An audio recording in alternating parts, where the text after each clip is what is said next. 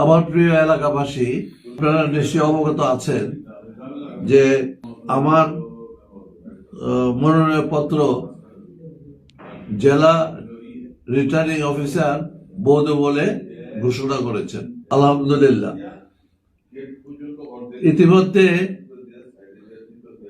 কিছু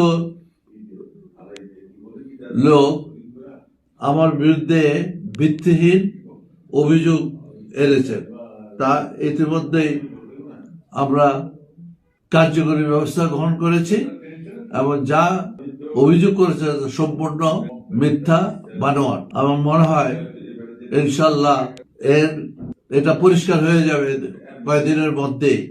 কাজে আপনারা বিভ্রান্ত হওয়ার কোনো কারণ নাই। যারাই করছে তারা নির্বাচনকে বানচাল করার জন্য চেষ্টা করছে।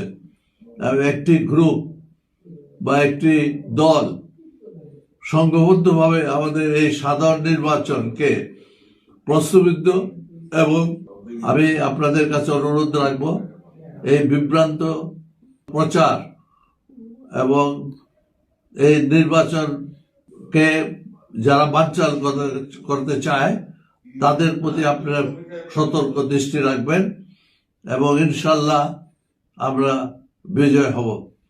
আপনাদের সহযোগিতায় আমাদের বিএনপি অর্থাৎ বাংলাদেশ জাতীয়বাদী দল আগামী নির্বাচনে পূর্ণভাবে গ্রহণ করবে এবং নির্বাচন গ্রহণ করে জনগণের আস্থা নিয়ে আমাদের চেয়ারম্যান জনাব তারেক রহমানের নেতৃত্বে নতুন সরকার গঠন হবে এবং আপনাদের যে সমস্যা আছে সেই সমস্যাগুলি দূরীভূত হবে।